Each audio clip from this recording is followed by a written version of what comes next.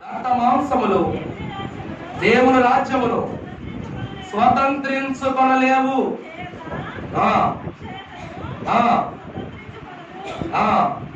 ఇదిగో నీకొక మర్మమును తెలుపుచున్నాను. మనమందరము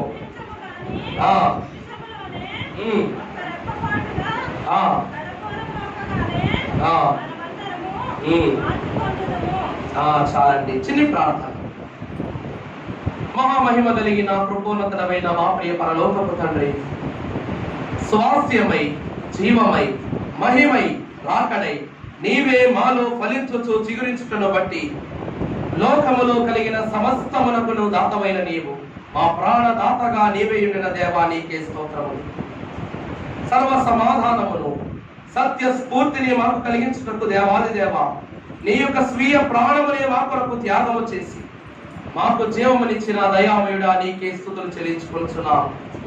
నీవే సహాయకుడమై వాక్యమును అందించుచుండగా, నీ యొక్క పరిశుద్ధమైన వాక్కులను బిడలు వినుచుండగా హృదయాంతరంగములను మీరే నీ యొక్క వాక్యముతో తండ్రి తట్టి ముట్టి బలపరిచి భద్రపరిచి దీవించమని మహిమ వాక్య బోధకుడై పునరుద్ధారుడై లేచిన మా యేసు క్రీస్తు ప్రభు యొక్క అతి శ్రేష్ఠ నామమున వేడుకొనుచు ప్రార్థిస్తూ ఉన్న మా ప్రియ పరలోకపు తండ్రి, ఆమేన్. అందరూ కాదు నల్ల కనిపిస్తున్నారు, ఏం అర్థమవుతుంది. నేను పాటలు కూడా పాడుకుంటా అయ్యారు అప్పుడే వాక్యం మాట్లాడేది. సరేలేండి, మీకోసం కాకపోతే నా కోసం పాట పాడుకుంటారు. గొంతు బోరుకు వచ్చేసింది అసలే. హే ప్రభు యేసు, హే ప్రభు యేసు, హే ప్రభు దేవసుత సిల్వధర శాంతికరణ పాట పాడుకుందాము. ఉన్నవారు పాడండి, పుస్తకం ఉన్నవారు. నేనైతే నెట్లో చూసి పాడేస్తున్నాను. అందువల్ల ప్రతి ఒక్కరు ఏకీభవించాలి. లేని వారు చప్పట్లు కొట్టండి. ఎంత గట్టిగా చప్పట్లు కొడితే అంట చప్పట్లు అంటే కంజరం అవుతుంది. ఏదో అవపల అయిపోయి. హే ప్రభు యేసు, హే ప్రభు యేసు పాట పాడుకుందాము.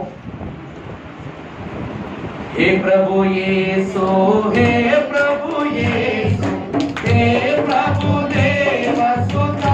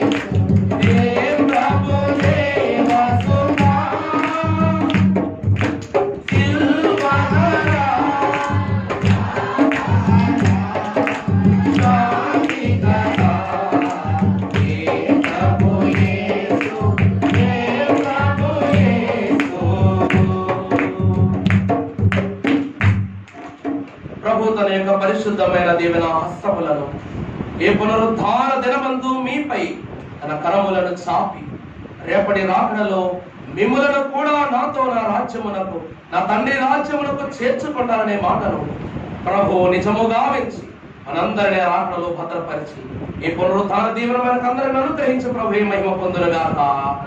ఆమేన్. అందరికీ మరణాత, గట్టిగా మరణాత. సంతోషం. ఎంతకాలానికి దేవుని యొక్క మహాకృపను బట్టి మొదటి పేతురు రాసిన పత్రిక 3వ అధ్యాయం 21వ వచనము చదువుకుందాము.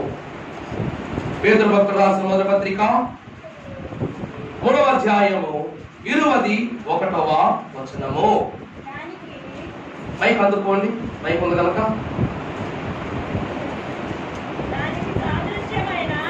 దానికి సాదృశ్యమైన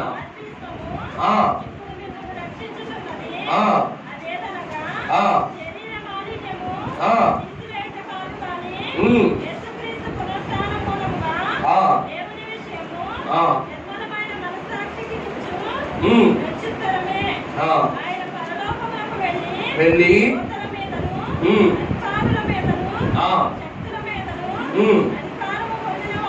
అధికారము పొందిన వారై దేవుని కుడి పార్శ్వమున ఉన్నారు. చాలు. అలాగే రోమాపత్రిక 4వ అధ్యాయం 25వ వచనం క్షుణ్ణంగా ఈ వాక్యాన్ని మైక్లో చదవండి. రోమా 4:25. ఆయన మన అపరాధముల నిమిత్తము అప్పగింపబడి. ఒక్క నిమిషము, మనం ఎలాగట? చాలు. ప్రభునందు ప్రియ విశ్వాసులారా, యేసుక్రీస్తు ప్రభు సిలువనెక్కింది ఎందుకట? దేనికోసం చెప్పండి? ఎందుకు ఎక్కారు? రోమా చక్రవర్తి వాళ్ళ శిక్ష చేయటాన్ని బట్టి ఎక్కారా? లేకపోతే యేసుక్రీస్తు ప్రభు తండ్రికి మాటిచ్చారు కనుక ఎక్కారా? లేకపోతే సిలువ అనే పాప భారమైన మీద వేసారు కనుక శిక్ష అనుభవించాలి కనుక ఎక్కారా? మనందరి కోసం ఎక్కారా? లేకపోతే నన్ను ఆఫ్ దిశా ఎవరి కోసం ఎక్కారు? ప్రియులారా, ఇక్కడ రోమ భక్తుడు, ఇంకా మా గొప్పగా చెప్పాలంటే అపోస్తలుడైన పౌలు భక్తుడు రోమీయులకు ఒక మాట రాశాడు. మన సమాధానార్థమైనటువంటి శిక్షను బట్టి మనకు శిక్ష భారమును తగ్గించుటకు దేవకుమారుడు ఏం చేశాడట? మన కొరకు సిలువ గడ్డనెక్కాడట. ప్రియ సంగమా, మనం ఎలా తీర్చిదిద్దబడుటకట? నీతి మంతులుగా తీర్చిదిద్దబడుటకు ఆయన సిలువనెక్కాడట. అయ్యో అయ్యగారు, ఈ సిలువ వాక్యాలని పునరుద్ధానంలో చెప్తున్నారేంటి? మాకు ఇప్పుడు ఉన్న మాట చెప్పండి అంటే గతం చెప్తేనే ప్రస్తుతం గురించి మాట్లాడుకోవాలి. ప్రియులారా, దేవదేవుడు తన వాక్యమును బట్టి మనలను నీతిమంతులుగా చేయటకు తాను సిలువ గడ్డనెక్కాడు. పునరుద్ధానుడై లేచిన తర్వాత తన బిడ్డలైన వారిలో ఆ నీతి ఉన్నదా లేదా? చెప్పండి. పునరుద్ధానుడై దేవకుమారుడు మన కొరకు ఈ భూమిలో మరలా తిరిగి లేచిన తరువాత తన శిష్యులైన వారిలో ఆ నీతి ఉన్నదా లేదా? ఉన్నదా లేదా? ప్రియులారా, ఒక పేతురట యేసుక్రీస్తు ప్రభువును బట్టి, పేతురు నువ్వు నాను ముంబాలు ఎరగనని నీవు నా గురించి ఒక మాట చెప్తావు అనగానే, అబ్బే లేదు ప్రభా, నేను ఆ మాట చెప్పను. వీలైతే నీతో పాటు సిలువ వేయడానికి సిద్ధమే తప్ప, సిలువలో నీతో ఉండడానికి సిద్ధమే తప్ప ఏ మాట మాత్రం నేను చెప్పనని పేతురు ఏం చేశాడు? నువ్వు నజరేయుడైన క్రీస్తు యొక్క శిష్యుడివే కదా అనగానే, అబ్బాయి ఆయన ఎవరో నాకు తెలవదని అబద్ధం చెప్పాడు. ఈనాడు సిలువకు ముందు పేతురు పలికినటువంటి మాట ఇది. తరువాత పునరుద్ధానుడై లేపబడిన యేసు క్రీస్తు ప్రభు మరణము నుండి లేపబడ్డ తర్వాత మగ్దలేని మరియకి మాట తెలియగానే, నీవు వెళ్ళి శిష్యులతో కూడా ఈ మాట చెప్పమనగానే వచ్చి వారందరికి ఒక మాట చెప్పిందట. అక్కడ పునరుద్ధానము జరిగింది. దేవదేవుడు పునరుద్ధానుడై లేచాడు అనగానే చాలా ఫాస్ట్ గా పరిగెట్టుకు వెళ్ళిపోయాడట. ఎంత ఫాస్ట్ గా పరిగెట్టుకు వెళ్ళిపోయాడంటే ఆ ఎదురుగా కొండన్నా సరే బద్దలు కొట్టుకుని వెళ్ళిపోయాడంత ఫాస్ట్కి వెళ్ళిపోయాడు పేతురు. ఆ సిలువకు అడ్డంగా, ఆ యొక్క సమాధికి అడ్డంగా రాయన్న నీ ప్రభువును దొంగలించారంటే చాలు, ఆ సమాధి బలం ఇతరే బద్దలు కొట్టుకుని వెళ్ళిపోతారు. ఏ దూతలో వచ్చో దేవుడు బద్దలు కొట్టక్కర్లా.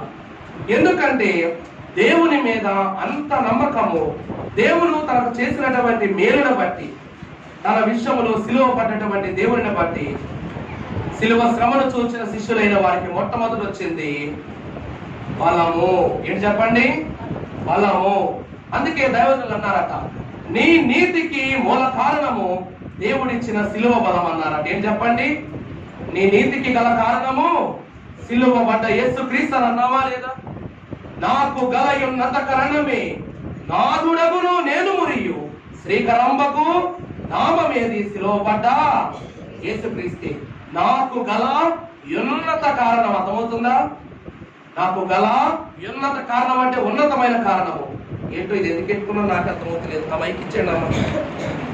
ఎత్తికెట్టుకుంటే ఏదో మైక్ వాయిస్ వస్తుంది అనుకున్నాను తప్ప చేతులు ఆడిస్తాకి ఎలాగిచ్చేయండి.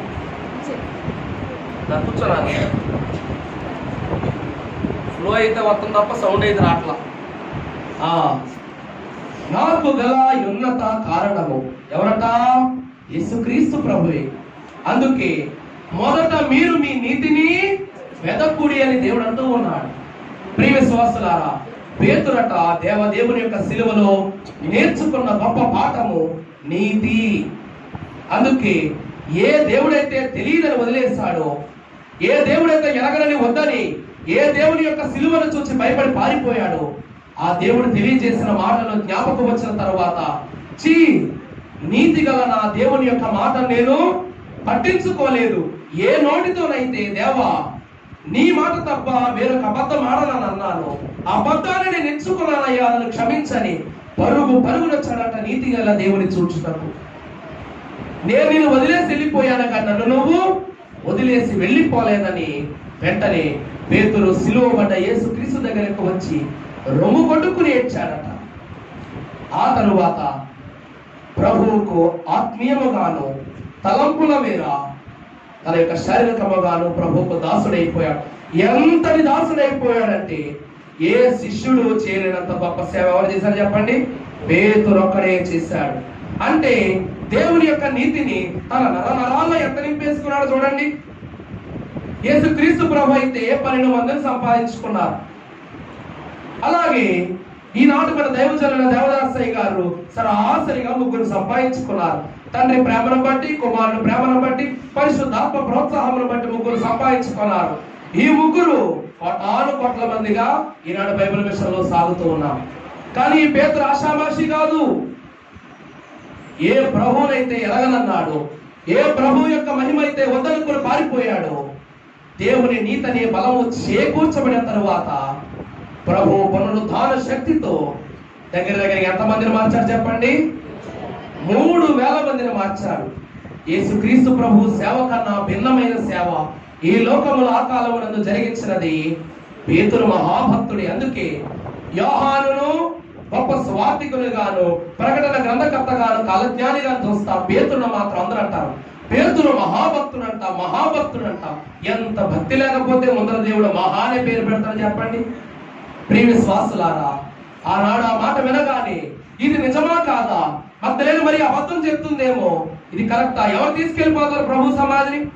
అక్కడ ఆ యొక్క సైనికులు కాపలా ఉన్నారు. ఒకవేళ వాళ్ళు పట్టుకెళ్ళిపోవచ్చేమో, చనిపోయిన మనిషి లేపడతాడా, అది నిజమేనా, అసలు జరుగుద్దా అని ఇన్ని ప్రశ్నలు తలెత్తుతూ ఉండగా వీళ్ళందరినీ వదిలిపెట్టి పరిగెత్తుకుని వెళ్ళిపోయాడట. ఎందుకంటే తన నీతి తనకు చెబుతూ ఉంది, నీ దేవుడు పునరుద్ధానుడై లేచాడని. పరుగున వెళ్ళాడట. ప్రియ విశ్వాసులారా, యోధా తరువాత దైవజనులైనటువంటి వారు తోమాను గురించి ఒక మాట చెప్పారు. తోమాను గురించిన ఒక మాట చెప్పారు. అసలు యోధా కాదట పాపంలో పడవలసింది, తోమా పడిపోవాలట. ఎవరు పడిపోవాలి చెప్పండి? తోమా పడిపోవాలట. మీరు ఎప్పుడైనా అనుకున్నారా ఈ మాటని? ఎప్పుడైనా అనుకున్నారా? అయ్యగారు అతడు పాపి అయ్యాడు గనక, అతడు పాపంలో పడ్డాడు గనక యోధాను పాపిగా ఎంచింది లోకము. తోమా శిష్యుడేగా, తోమా కూడా దేవుని భక్తి తెలియనాడే. కానీ కట్టుదిట్టమైనటువంటి అనుమానములతో తాను దేవునికి శిష్యుడయ్యాడు. ఆనాడు ఇశ్రాయేలీయులైన వారు వాగ్దాన భూమికి నడిచే సమయము 35 రోజుల్లో అవ్వాల్సిన ప్రయాణము ఎన్నో సంవత్సరాలు చేయాల్సి వచ్చింది. కేవలము వారి అనుమానము వారి అడుగడుగును ఆపివేస్తూ వచ్చింది. అలాగే ఈ తోమా కూడా అటువంటి వాడి. భూతాన్ని చూసి నువ్వు నిజంగా భూతానివేని అంటాడట. మనిషిని చూసి కళ్ళ ముందు కనిపించిన నిజంగా మనిషివేని అంటాడట. అదే ఆవును చూసినా నువ్వు ఆవేనా ఆవులా యాస వేసుకున్నా. ఇంత అనుమాన పక్షి దేవునితో తిరిగి ప్రభువు శిలువ శక్తిని చూసి పునరుద్ధానము గురించి తెలిసి ప్రభువు పలికిన ప్రతి వాక్కులను నెరవేర్చడం చూసి ఎన్ని జరిగినా సరే దేవుని పునరుద్ధానుడై ముందుకు వచ్చాక నేను నమ్మను. ఎందుకంటే నువ్వు భూతమేమో, నా ప్రభు వేషం వేసుకుని వచ్చినా భూతమేమో అని ప్రభువును అనగానే ప్రభు తన యొక్క పరిశుద్ధ హస్తమును చూపి ఇదిగో గాయములని తోమాకు చేయనివ్వగా తోమ ఏం చేశాడు చెప్పండి? ముట్టుకునైనా నిర్ధారించకుండా వేలు పెట్టి మరీ నిర్ధారించుకున్నాడు. ఎంత అనుమానంలో ఉన్న వాడిని సాతాను ఎందుకు పడలేకపోయి చెప్పండి? చెప్పండి, సంతోషం. ఎంత గొప్ప మాట చూచారు. దేవునికి మహిమ కలుగును గాక. సాతానును కూడా తోమ అనుమానించాడు. ఎవరని చెప్పండి? సాతానును కూడా తోమ అనుమాని. నువ్వు సాతానువేనా? నీ మగం ఎట్లు ఉంటదే? నువ్వు అడవి కావు, మగవి కాదు. నువ్వు మంచివి కాదు, చెడువు కాదు, ద్రోహివి అని ఇన్ని రకాలుగా తోమ సాతాను కూడా అనుమానించాడు కనుక ఏమైపోయింది? సాతాను తన పడేయలేకపోయింది. తోమ ఎంత కఠినుడు అంటేనట, తన యొక్క ఉద్దేశమును మార్చడానికి ప్రభు జుట్టు పీక్కునేవారట. ఏంటి చెప్పండి? ప్రభువే జుట్టు పీక్కునేవారట. యోధా వంటి వాడినైనా మార్చొచ్చు కానీ తోమ అంతటి వాడిని సరి చేయటం అంతా సమము కాదు. సాతాను వంటి వాడినైనా యోధా మార్చగలరు, ప్రభు మార్చగలేమో గాని ఈ తోమ వంటి అనుమానాస్పదమైన వ్యక్తిని ప్రభు మార్చడము అసంభవం. ఎందుకంటే రుజువును చూచి, దానిని తేరి చూచి, దాన్ని నిర్ణయించుకున్న తర్వాత మాత్రం ఏం చేశాడు చెప్పండి? తాను ఒక నిర్ణయానికి వచ్చేవాడట. అంతెందుకు, పేతురు కూడా యేసుక్రీస్తు ప్రభు నీటి మీద నడుచడం చూసి ఆ రోజు శిష్యుల్లో తోమా కూడా ఉన్నాడు. అవునా? ఈ యొక్క విషయమును ఇజ్రాయేల్ దేశంలో ఉన్నట ఒక హెబ్రీ భాషకు సంబంధించిన ఒక వ్యక్తి వాక్యము తెలియజేశాడట. తెలియజేస్తే ఈ యొక్క శిష్యులైన వారు ధోనిలో వారు ప్రయాణం చేయించుండగా నీటి మీద నడుచున్న యేసుక్రీస్తు ప్రభువును చూచి, అదిగో అది భూతమన్న మొట్టమొదటి వ్యక్తి తోమ. ఎవరు చెప్పండి? తోమ. ఎవరన్నారన్నమాట? మనం అందరం పేతురు అనుకుంటాం. దురుసు ఎక్కువైపోయిన పేతురు, కంగారు ఎక్కువైపోయిన పేతురు అమ్మో భూతమో, అమ్మో భూతం అని ఉంటాడు అనుకుంటాం తప్ప, పేతురు భయస్తుడు కనుక వెనక దూరిపోతాడు. వెంటనే ఏదైనా అడగాలంటే ముందరకు వస్తాడు తప్ప భయం వేస్తే అందరు వెనక్కి వెళ్ళిపోతాడు. తోమ మాత్రమే నిర్ణయించుకుంటాడట అది నిజమా కాదా అని. అందుకే చూచి అది భూతం అని తెలుసుకుని ఏమన్నాడు? అది భూతం అన్నాడంట. ప్రియ విశ్వాసులారా, అదే విషయముగా తోమ దేవదేవుని ప్రశ్న అడిగాడట.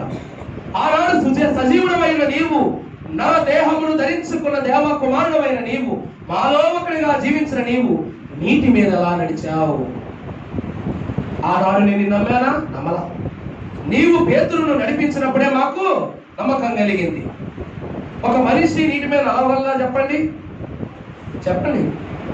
ఒత్తిడిపోంత చెప్పండి. ఈతాలదా? ఒక మనిషి నీటి మీద నడవగలదా? ఆయన ఎంత దేవ కుమారుడైనా అతడు నర రూపము దాల్చిన వాడు కనుక మానవ తలంపును బట్టి అతడు నీటి మీద నడవడము అసాధ్యము. కానీ నీవు నడిచావు. అందువలన అది నీ మహిమని నేను ఎంచుకోవాలా? ఈ రోజు పునరుద్ధారుడై లేచానని చెప్తున్నావే, ఈ మాట నేను నమ్మాలా అన్నట్లుగా తోమ అనుమానంగా ప్రభు వైపు కన్నేసి చూశాడట. ఆనాడు పేతురును నడిపించడాన్ని బట్టి నమ్మాడు. ఈ రోజు ప్రభు యొక్క హస్తములోనే వేలు పెట్టి నమ్మాడు అన్నమాట. ప్రభువునందు ప్రియ సంగమా, అనుమానము తోమాను అయోగ్యునిగా మార్చింది. తన యొక్క అనుమానము ద్వారా వచ్చిన సమాధానమట తనను ఈ లోకమునకు గొప్ప పరిశుద్ధ వార్తలు అందించగలిగి గొప్ప స్వార్థికుని చేసిందట. ప్రియ సంఘ సేవకులారా, దేవుని పిల్లలారా, ఈ లోకములో క్రీస్తును బట్టి చాటింపబడిన ప్రతి వాక్కును మీకు తెలియజేయడానికి ఇష్టపడుతూ ఉన్నాను. ఆలోచన కలిగిన వారు గ్రహించుకోండి. మరి ప్రాముఖ్యముగా చెప్పబోయే మాటలను వినండి. ఎందుకంటే దేవదేవుడట ఏది చేసినా అద్భుతమైనటువంటి ఒక గొప్ప ప్రణాళికను బట్టి చేస్తాడట. అందుకే దేవదేవుడు వెళ్ళిపోయినా సరే వీరందరికీ భవిష్యత్తులో కూర్చున్న వాటంతా చెప్పారు. మీరు ఎక్కడికి వెళ్ళి సువార్త చేయాలి, ఎంతమందికి సువార్త చేయాలి, ఎంత బోధ చేయాలి, ఏ బోధ చేయాలి అని దేవదేవుడు ఏం చేశాడు? ప్రభువే నిర్ణయం చేశాడు. అందుకే తోమ ఒక భారతదేశానికి ఎందుకు సువార్త చేసినప్పుడు గ్రహించారా? యోహాను వచ్చిన అందరూ మారిపోతారు. బాబు తప్పైపోయింది. యోహాను వంటి వారు ఇక్కడికి వచ్చాడంటే ఇక్కడ మన దేశస్తులు చాలా ముదురులు. అవునా కాదా? భారతదేశం అందరూ ముదురులమే. అంతెందుకు, ఇదిగో మా పిన్నమ్మ గారి పాప 66 పుస్తకాలు క్షుణ్ణంగా చూడకుండా చెప్పేస్తారు. చూడండి ఎట్లా అవుతుందో. 66 పుస్తకాలు చూడకుండా చెప్పేస్తారు. ఆడ క్రిస్మస్ లో నిలబడి అందరు సప్పట్లో ఆవిడే కొట్టేసింది. నాకు ఇవిడు కొట్ల సప్పట్లు అంత చెప్పేసాను చెప్తాం కానీ ఆవిడ 66 పుస్తకాలు ఆమె చెప్పేసింది. ఈనాడు కలుగుతున్న ప్రతి బిడ్డయు దైవ జ్ఞానము, వాక్యోక్తి, దేవుని యొక్క మహిమ వారికి వారు సంపాదించేసుకున్నారు చిరుప్రాయం నుండి. ప్రియ విశ్వాసులారా, అందుకేనట యోహాను వంటి గొప్ప భక్తులు ఇక్కడ పంపలేదట. ఎందుకంటే యోహాను యొక్క జ్ఞానమును కూడా దొంగలించగలిగే తెలివైన వారు ఈ భారతదేశంలో ఉన్నారు. కానీ తోమ ఎటువంటి వాడంటే ప్రశ్నించే స్వభావం కలిగిన వాడు కనుక ఈ లోకమునకు యోహాను సువార్త, యోహాను అందించినటువంటి బోధ మన యొక్క తలంపులకు ఎక్కదు. యోహాను ప్రకటన గ్రంథములు రాశాడే గాని ప్రకటన గ్రంథములోనికి గల గొప్ప మర్మములు కూడా యోహానుకు తెలియవట. ఎందుకంటే ఈ లోకములో మానవునికి అన్ని తెలిసిపోతే సాతానులాగా వల్ల డబ్బేసి కూర్చుంటాడు దేవుడి దగ్గర. మీకు ఒక విషయం చెప్పనా? అందరూ ఇక్కడ పెట్టుకోండి చేతులు, సార్ ఇలా పెట్టుకోండి, నీళ్ళు మీద పెట్టుకోండి. ఇక్కడ సొట్ట ఉంటుంది తెలుసా మీకు? ముక్కుకి ఏదో సొట్ట ఉంటుంది తెలుసా? ఉంది కదా. ఆ సొట్ట ఎందుకు వచ్చింది తెలుసా? మీ కళ్ళు అయితే చూడటానికి, ముక్కు అయితే ఊపిరి పీల్చుకోవడానికి, మంచి మంచి బయట బిర్యానీ వాసన చూడటానికి, అలాగే నోరైతే నాకు బోధించడానికి, మీకైతే ప్రశ్నలు అడగడానికి, వాక్యం చదవటానికి. ఇలాగా దేవుడు మనకు ప్రతి ఒక్క అవయవమును దాని యొక్క ఉపయోగమును బట్టి ఇచ్చాడు. మరి సొట్ట ఎందుకు ఇచ్చాడు నాకు అర్థమవుతుంది. మీకేమో తెలిస్తే చెప్పండి. రీసెంట్గా ఒక కథ నేను, దేవుడు ఆదాము నిర్మించినప్పుడంట తన రూపమును చప్పున నిర్మించాడు కనుక అన్ని బాగా తెలుసట. అంటే మామూలుగా కూడా కాదనమాట. దేవుడు ఎంత అధికారం ఇచ్చాడంటే భూమి మీద పాకే వాటికి, నడిచే వాటికి, చూచే వాటికి, ఎగిరే వాటికి నువ్వే పేరు పెట్టు. ఏదేను వనమంతా నీదే, నీవే అధికారం అని భూమండలం మీద ఆదాముకు అధికారం ఇచ్చేశాడు. ఇచ్చేశాక దేవుని యొక్క తలంపులో ఏముంది ఆదాముకు తెలీదా చెప్పండి. అందుకే ఆదాము తెలిసియు ఎందుకు పాపం చేశాడంటే, తన భార్య పాపం చేసిన తెలిసియు ఎందుకు ఆ యొక్క జీవవృక్ష మంచి చెడుల యొక్క ఫలము తిన్నాడంటే, నా దేవుడు ఖచ్చితంగా నన్ను మరలా ఈ మరల బంధకములను పాపం నుండి లేవనెత్తాడని తెలిసి తినేశాడట. ఎందుకంటే ఆదాముకు అన్నీ తెలుసు. తన యొక్క స్వహస్తములతో నిర్మించుకున్నాడు గనక, దేవుని చేతి పని గనక ఆదాముకు అన్నీ తెలుసు. అన్నీ తెలిసిన ఆదాము ఏం చేశాడు? తన యొక్క ఉద్దేశములని తెలియాలని, ఆదాము కాదు ఎవరు అనుకుందాం, కథ అనుకుందాం, కథలు ఆదాము అయితే కథ మారిపోతాయి. ఏం చేశాడట? అన్నీ తెలుసు కనుక ఏవెప్పుడు పుడతాయో తెలుసు, ఏవెప్పుడు మరణిస్తాయో తెలుసు, వేటికి ఎప్పుడు పిల్లలు పుడతాయో తెలుసు, ఏ చెట్టు ఎప్పుడు ఫలిస్తుందో తెలుసు, ఎప్పుడు వర్షం గురించి అన్నీ తెలుసు అంట. దేవుని హృదయంలో ఏముందో కూడా తెలుసట. ఇన్ని తెలిసిన మానవుడు ఊరుకునే కూర్చుంటాడా? చెప్పండి, ఊరు కూర్చుంటారా? ఇప్పుడు నేనున్నాను, ఇంకా పెళ్లి కాలేదు కాబట్టి అనుకోండి, నాకు కొడుకు ఉన్నాడు, నాకంటే బాగా వాక్యం చెప్పాడు అనుకోండి, ఏమంటారు మీరు? చెన్నయ్య గారు ఇంకా బాగా వాక్యం చెప్తున్నారంటారు. అప్పుడు నన్ను ఏమంటారు? పట్టుకెళ్ళి నా కొడుకు ఏమంటారు? నాన్న బొమ్మ సోడు అయిపోతున్నావు నాన్న, ఇల్లు మూలకి నోటి మీద వెళ్ళేసి కూర్చున్నాను, ఇది కష్టపడుతున్నాను అంటాడు. అవును అంటాడు, అదే అంటాడు. అలాగా నా రూపాన్ని నీ రూపం చొప్పున చేస్తావు కనుక నాకు అన్నీ తెలిసిపోయినాయి, అందువల్ల నాకు అధికారం ఇచ్చక నువ్వు రెస్ట్ తీసుకోవాల సాతాన్ టైపుడు. అందుకే ఈ వ్యక్తి ఏం చేశాడట? దేవుడితోనే పేచి పెట్టు కూర్చున్నాడట. అన్ని పేచి పెట్టి కూర్చునేసరికి ఏ చేత్తో అయితే, ఏ మాటతో అయితే నేను నిర్మించుకోవాల్సి వచ్చిందో ఈడే నాకు తలనొప్పి అయిపోయాడు అబ్బా అని చెప్పేసి ఒక పరిష్కారం ఆలోచించి అప్పుడు వెంటనే నోటి మీద వేసి కూర్చోమని ఇక్కడ వేసాడట ఇట్టగా. అంతే, అప్పుడు పడింది. ఇప్పటి వరకు ఎవరైనా తిట్టినా పిల్లలు ఏమైనా బెదిరించిన ఏం చేస్తాం? నోటి మీద వేసి కూర్చోమంటాం. అప్పుడు పడిన సొట్ట ఇప్పటి వరకు పోలా, తరతరాలకే సొట్టే. మీ బిందకు సొట్టలాగా మూతి కింద కూడా దేవుడు ఏం చేశాడు? నోటి మీద వేసి కూర్చోమని అతిక్రమములను మీరు ఏం చేయకూడదు, దాటకూడదని, అతిక్రమించకూడదని ఆజ్ఞలను దేవుడు ఏం చేశాడు చెప్పండి? నోటి మీద వేసి కూర్చోమన్నాడు. ఇది ఆదాముకు కాదు, సాతానుకు. మనలో అదే స్థితి ఆదాముకు కూడా కలగవచ్చునేమోనని ఆ ఓమను సృష్టించేటప్పుడు గాఢ నిద్రను కలిగజేసి తర్వాత తన పాపము చేయటను బట్టి తాను పరిశుద్ధుడై నిన్ను మరలా లేవనెత్తని నిన్ను వాగ్దానములు, ప్రవచనములను అందిస్తూ వచ్చాడు. కానీ అతి గొప్ప మహిమలు తెలిసిన యోహాను కూడా ప్రకటన గ్రంథ మర్మము తెలియదట. ప్రియ విశ్వాసులారా, దేవుని యొక్క మహాకృపను బట్టి ఈ పునరుద్ధాన దినమందు పునరుద్ధానము మహిమంతయు బాగా తెలిసిన వాడు ఒక్క పేతురే. ఎందుకంటే ప్రియులారా, అతడు దేవుని రాజ్యము కొరకు, దేవుని మహిమ కొరకు మొట్టమొదట నీతిని వెతికినటువంటి గొప్ప శిష్యుడు.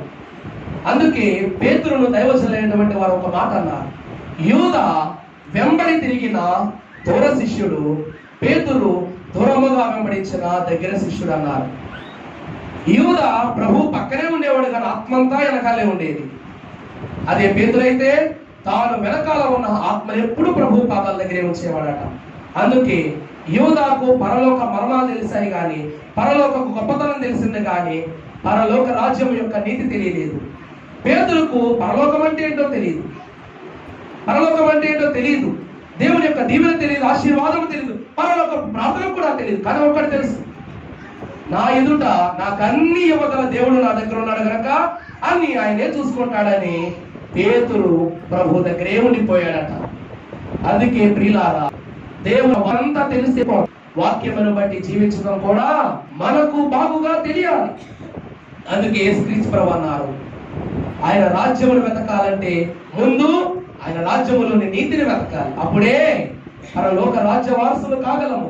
యేసుక్రీస్తు ప్రభువుగా కూడా అట్టి నీతిమంతులుగా జీవించాడు కనుక ఆయన పరలోకమునకు రాకడలో ఆయన యొక్క మొదటి పునరుద్ధానములో లేపబెడతారు తండ్రి అతను చేర్చబడ్డాడు. ఈనాడు ఆయన బిడ్డలమైన మనం అందరము ప్రతి పునరుద్ధానములో ఆయన నీతిని వెతుక్కుంటూ ఉన్నాం. మృతులైన వారి దృష్టిలో నీతి వెతుకుతున్నాం, మన దృష్టి అందు నీతి వెతుకుతున్నాము. రాబో రాకడలో ఎత్తబడు ప్రతి ఒక్క జన్మ పొందిన ప్రతి శిశువు దేవుని యొక్క రాకడలో నీతిని వెతుకుతున్నారు. అందుకే ఎందుకు బిడ్డలైన వారు గర్భములో 9 నెలలు చీకటిలో జీవిస్తారంటే ఈ లోకము కూడా చీకటి, అందువలన నీకు ఆ చీకటి అలవాటు అవ్వాలి. ఈ లోకము చీకటిని ఎదుర్కోవాలంటే నీ గర్భములో ఉన్న చీకటి నువ్వు ఎదుర్కోవాలని బిడ్డను 9 మాసాలు ప్రభు పెంచి పోషించి తన యొక్క గర్భమును తల్లి గర్భములో నియమిస్తాడట, బలపరుస్తాడట. అందుకే బిడ్డలను బయటికి తీసుకురాని వెలుగును ఎదుర్కోవడానికి చాలా కష్టపడతాం. ఇప్పుడు మనమే చూడండి, రాత్రంతా విపరీతమైనటువంటి నిద్రపోయి పొద్దున్నే మధ్యాహ్నం 12కి తలుపులు తీగానే వెలుగు కళ్ళు తట్టుకుంటాయా? తట్టుకోలేవు. ఈ లోకము కూడా చీకటే గనుక, చీకటి మయమే గనుక తండ్రి రాజ్యమును ఎదుర్కొనబోయే ప్రతి విశ్వాసి ఈ చీకటి శ్రమలను భరించాలని దేవదేవుడట పుట్టుకకు ముందే, ఈ పునాది వేయడానికి ముందే దేవదేవుడు శ్రమలను బిడ్డలకు అందిస్తూ ఉంటాడట. ప్రియ విశ్వాసులు, అందుకే అయ్యగారు నా బిడ్డలో వాక్యం తెగ చెప్పేస్తున్నారండి, అయ్యగారు నా బిడ్డలో వాక్యం ఎరగదీసేస్తున్నారు, పాటలు పాడేస్తున్నారు. ఎందుకంటాం? మనము చేసే భక్తి మన బిడ్డలకు ఏమవుతుంది? మనము తినే ఆహారముతో ఆహారముగా కాక మన విశ్వాసము కూడా ఆ యొక్క తల్లి పేరు ద్వారా బిడ్డలకు ప్రాప్తిస్తూ ఉంది. అలాగే వీరందరూ ప్రభువుకు ఆత్మీయ శిష్యులు అయిపోయారు కనుక పేతురు దేవుని యొక్క నీతి అనే స్థితిని వెతికాడు కనుక పేతురి దేవుని రాజ్యమునకు ప్రథమ వారసుడయ్యాడు. ఎవరు చెప్పండి? ప్రథమ వారసుడయ్యాడు. ప్రియ విశ్వాసులారా, ఇది పునరుద్ధానము. పేతురు పునరుద్ధానమును ప్రథమముగా ప్రకటించిన గొప్ప శిష్యుడు. అందుకే విశ్వాసులారా, ఎన్ని చేసినా ఏమి చూసినా యోహానుగా ప్రకటన గ్రంథం రాశాడని, మనకు మార్గదర్శి అని, మనకు మార్గమును ఉపదేశించువాడని, దేవుని యొక్క సాక్షాత్కారమును పొందుకున్నవాడని యోహాను గొప్పగా చెప్పుకుంటాం. యోహాను ప్రకటన గ్రంథమును బట్టి లోకము నుండి వెళ్ళబోయే మన గురించి మాత్రమే రాశాడు తప్ప పరలోకములోనికి నిన్ను పంపాలంటే ఎవరు పంపాలి చెప్పండి? గట్టిగా చెప్పండి. ఎందుకు పంపాలా? ఎవరి దగ్గర ఉన్నాయి? కొంచెం గట్టిగా మైక్లో చెప్తున్నాను. శివుడు నాకు ఇంకొంచెం గట్టిగా చెప్పండి. నాకు శివుడు గట్టిగా పరలోకపు తాళం చెవులు దేవుడు ఎవరికి ఇచ్చారు? పేతురుకి ఇచ్చేశారు. అందువల్ల ప్రభువుకు కూడా పరలోకానికి పంపే అధికారం లేదు. కేవలము ప్రియులారా పేతురుకి ఇయ్యబడింది. తన రాజ్యపు నీతిని వెతికిన వారికి మాత్రమే అట్టి అధికారము కలదని దేవుడు పేతురు ద్వారా ఈ లోకములకు పునరుద్ధాన దినమందు రుజువు చేసిన వారై ఉన్నారు. దేవునికి మహిమ కలుగును గాక. ఆమేన్. ప్రియ సంఘమా, ఎంత కష్టపడాల్సి వచ్చింది, ఇదైతే చెప్పాల్సి చెప్పేశారు. దేవుని యొక్క ప్రియమైన బిడ్డలారా, ఇంతమందిని చూస్తా ఉంటే రేపు రాత్రులు ఎత్తపడబోయే సంఘము, వధువు సంఘము, పెళ్లి కుమార్తె కూడా ఎంత కలగానే ఉంటుంది అనిపిస్తుంది. మంచి గుడ్లు వేసుకోలేదు అనుకోండి, మీకన్నా ఇక్కడ స్త్రీలకే మంచి ప్రాముఖ్యత. పండుగ వచ్చిందంటే ఏటీఎం కార్డులు గీకటమే తప్ప ఆపటం ఉండదు మగోళ్ళు. రేపు పొద్దున మీ పాదరామ గారు కూడా అంతే, గీకటమే తప్ప ఆపటాలు ఉండవు. ప్రియులారా, దేవుని యొక్క దీవెనను బట్టి ఈ వధువు సంఘము, ఈ అలంకరణ అనేది లోకానికి ఎందుకు వచ్చిందంటే వధువుకు గల గొప్ప ఉన్నతమైనటువంటి స్థితి అలంకరణట. నీతి అనే అలంకరణ దేవుని యొక్క మహిమని అలంకరణ, సంస్కారం అనే అలంకరణ, భక్తి అనే అలంకరణ, శ్రమల నోర్చుకునే అలంకరణ, శక్తి కలిగిన అలంకరణ, ఆఖరిది రాకడ అనే నియమమును ఆచరించగలిగే ఆచరణ అనే అలంకరణట. ప్రియ విశ్వాసులారా, ఇన్ని 7 మెట్లు కలిగినటువంటి ప్రార్థనలో ఈ వధువు ఒక్కొక్క మెట్టు ఎక్కుతూ ఉంటే పరలోకమున దూతలు పాడతాయి, పరిశుద్ధ పరిశుద్ధ అని. ఏం పాడతాయి చెప్పండి? పరిశుద్ధ పరిశుద్ధ పరిశుద్ధ ప్రభు అని వివాహంలో పాడే పాట పాడతాయి వరదూత గణములు. అందుకే ఆనాడు ఏమని చెప్పాను మీకు, నేను ఒక వివాహంలో చేసిన ప్రసంగం ఒకటి. అక్కడ అయ్యగారు కూడా నీ నోట్స్ ఏది, నేను నోట్స్ రాసుకుంటాను. ఆయన ఏదో పెద్ద రెవరెండు, నా నోట్స్ అడుగుతుంటే నాకే ఆశ్చర్యం వేసింది. అంత గొప్పగా చెప్పాలని అనిపించింది. ఈ లోకంలో ఉన్న వధువట ఒక్క వరుని కొరకు మాత్రమే చూస్తుంది. ఏమని పాడుకుంటా? వధువు సంఘము వరుని కొరకు ఎదురు చూచుచున్నది. కానీ ఒక్క వరుని కొరకు చూచే ఈ యొక్క వధువు సంఘము కొరకు వరుడు తండ్రి అయిన దేవుడు, సర్వ లోక దూత గణములు, పరిశుద్ధులు, 24 పెద్దలు, సమస్త భూచల జన జీవులన్నీ ప్రాణాత్మలతో నిన్ను స్తుతి గానము చేయొచ్చు ఈ వధువు యొక్క ఆయుక్తము కొరకు సిద్ధపడి చూస్తూ ఉంటాయట. అదే మనము ఈనాడు వెలుగుగా చెప్పబోయే మాట, పునరుద్ధానము పునరుద్ధానము పునరుద్ధానము. నీ ఒక్క దేవుని రాక కొరకే చూస్తున్నావు. మన యొక్క రాక కొరకు ఎన్ని చూస్తున్నాయో చూసారా? 24 పెద్దలు, పరదేశంలో ఉన్నటువంటి భక్తులైన వారు, వరుడైన యేసుక్రీస్తు ప్రభు, తండ్రి అయిన దేవుడు, పరలోక దూత గణములు, అధికారమీయబడిన ప్రతి ఒక్కరూ మన యొక్క రాక కొరకు చూస్తూ ఉన్నారు. అందుకే ప్రియుల దైవజనులైన వారు ఏమన్నారు? నీ రాకడకు ఎదురు చూతును, నా రాకడకు ఎదురు చూడు, నీ రాకడకు ఎదురు చూతును, నా రాకడకు ఎదురు చూడు, నా రాకడయు నీ రాకడయు, నా రాకడయు నీ రాకడయు, నా రాకడయు ఒకటే అగును, నా రాకడలో ఒకటే అగును, మనోవిచారము కోరదు నీకు, మహిమగలంబులై కావలెను. అందుకే ప్రియులారా, మన రాక కొరకు మన ప్రభు అయిన యేసుక్రీస్తు ప్రభు చూస్తున్నాడట. సమస్త పరలోక మండలం అంతా చూస్తున్నదట. 24 పెద్దలు, ఏ పెద్దలైతే ప్రభు ఎదుట వారి యొక్క కిరీటములను దించి సాష్టాంగపడి నమస్కారం చేస్తారు, అటువంటి పెద్దలు చూస్తున్నారట. ఏ మానవ జీవితమును మహిమపరచగలిగే దేవదేవుని యొక్క కుమారుడే మన కొరకు చూస్తున్నాడట. సృష్టిలో అల్పులుగా సృజించబడ్డ మన యొక్క మట్టి జీవితము కొరకు ఎవరు చూస్తున్నాడట? సృష్టికర్త అయిన తండ్రి చూస్తున్నాడట. ఇప్పుడు చెప్పండి, వరుడు గొప్పోడా మనం గొప్పోలుమా? మనమే గొప్పోలు. యేసుక్రీస్తు యొక్క పునరుద్ధానము గొప్పదా? రెండవ రాకడలో ఎత్తబడగలిగే మన మహిమ గొప్పదా? ఆ రెండు కదా నాకు ఒక్కాల్సినవి కావాలి. చెప్పండి. ఇందాకే అన్నా, ఒక యేసుక్రీస్తు ప్రభు యొక్క పునరుద్ధానపు మహిమ ఈ లోకమంతటినీ కదిలించింది. మరి ఎంతమంది ఉన్నాం? 1 కాదు, 2 కాదు, 3 కాదు, కోటాను కోట్లుగా వెళ్ళబోయే వధువు సంఘము. దాని మహిమ ఎంతెంత గొప్ప ఉండదు చూడండి. ఈ భూమికి కోటాను కోట్ల మంది సూర్యుని యొక్క వెలుగుకి సమమేనా? కోటి సూర్య ప్రకాశమానుడకు దేవుని యొక్క తేజస్సు ఎంత గొప్పదో అంతకు 10 రెట్లు ఘనమైన వెలుగుతో ఈ యొక్క వధువు వెలిగిపోతూ ఉన్నదట. అందుకే ప్రియులారా, ఎప్పుడైతే యేసుక్రీస్తు యొక్క ప్రభు శరీర రక్తములు పొందుకున్న శిష్యులైన వారు అందరూ క్రీస్తులా వెలుగుతూ కనిపించారు, అది చూసినటువంటి శిష్యులు ఎలా కంగారు పడి అనుమానపడి ఆ వెలుగున శక్తిని తట్టుకోలేకపోయారు. ఎంతమంది ఉన్నారు? ఇప్పుడు యేసుక్రీస్తు ప్రభు రక్తమే కాదు, శరీరమే కాదు, ఆత్మ కూడా మనలోకి వచ్చేసింది. ఆత్మీయ జీవితం కూడా మనలోకి వచ్చేసింది, మహిమే వచ్చేసింది. ఇప్పుడు ఈ వెలుగును ఎవరైనా చూడగలరా? తట్టుకోగలరా? భరించగలరా? ప్రియులారా, సాధారణప్పుడు ఏమైపోతుంది తెలుసా? మన వెలుగుకు దాని చీకటి సామ్రాజ్యం మొత్తం కూలిపోతాడు.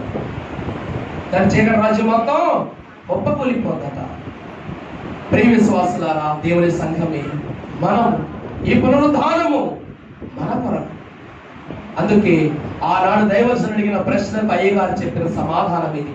ఈ పునరుద్ధానము శిష్యుల కొరకు కాదు, పాపుల కొరకు కాదు, లోకుల కొరకు కాదు, లోకములో ఉన్నవారి కొరకు కాదు, రేపటి కాలమందు సిద్ధపడబో వధువు సంఘము యొక్క భవిష్యత్తు కొరకు అన్నారట. అందుకే మనమందరము ఫలానా ప్రాంతము వారమను, ఫలానా దేశము వారమను, ఫలానా వర్గము వారమను, ఫలానా జాతి వారమను, ఫలానా మతము వారమను ఉన్న మనలను దేవుడు ఒకే ఒక మందగా కలిపి ఒకే ఒక పేరు పెట్టాడు, అదే సంఘము. అందరికీ కలిపి వధువు అని పేరు పెట్టి తన చెంత చేర్చుకున్నట్టు వధువు సంఘమా మార్చాడట.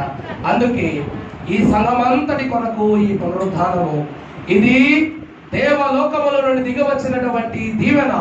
దేవదేవుడు తన ప్రియకుమారుని ద్వారా ఇచ్చిన మొట్టమొదటి లోకమునకు సూచన అదే పునరుద్ధానము.